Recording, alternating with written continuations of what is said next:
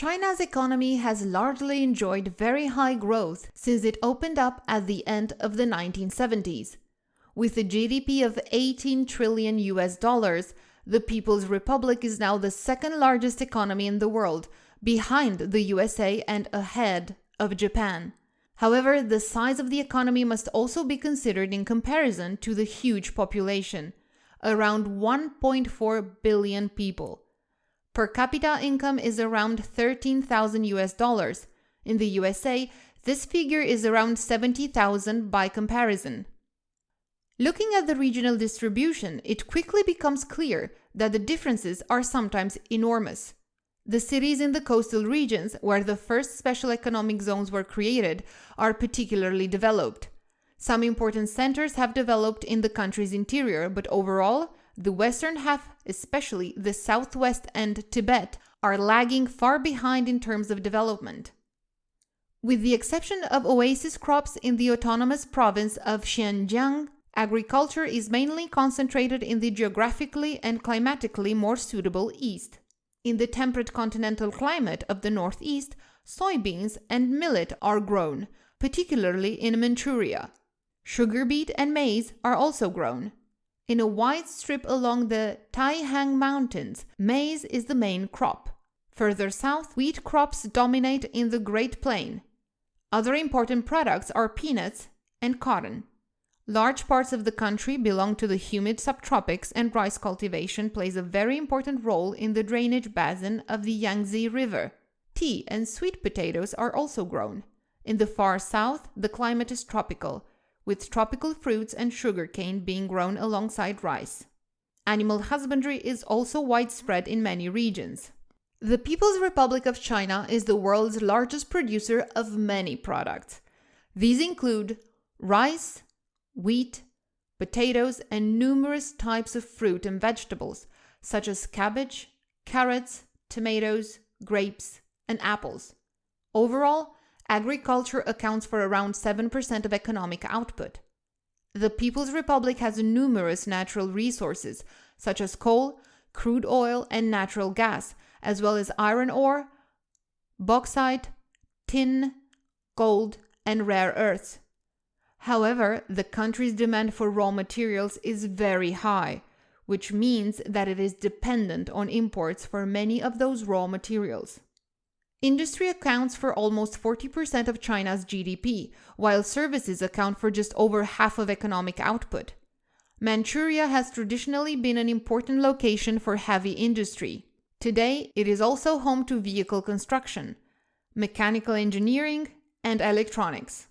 Important cities include Harbin, Changchun, Shenyang, and Dalian.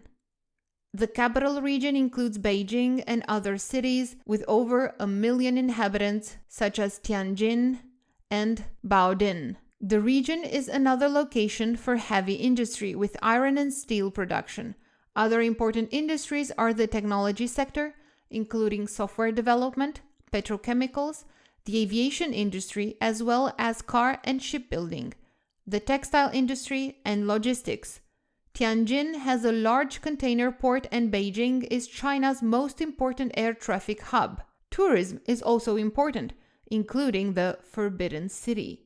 Shanghai dominates the greater region, including Nanjing and Hangzhou on the Yangtze River Delta, and is the most important financial center in mainland China. Other important sectors include steel production, vehicle construction, shipbuilding, pharmaceuticals, and electronics. The world's largest container port is located here, as well as the port of Ningbo-Zhoushan. Shanghai is also one of the country's most important aviation hubs and an important education and research center, attracting many tourists. The city of Wuhan is an important industrial location in central China. Iron and steel production and the automotive industry in particular are important here. It is also an important university and research location. Just over 300 kilometers west of the city is the Three Gorge Dam, the world's largest hydropower plant.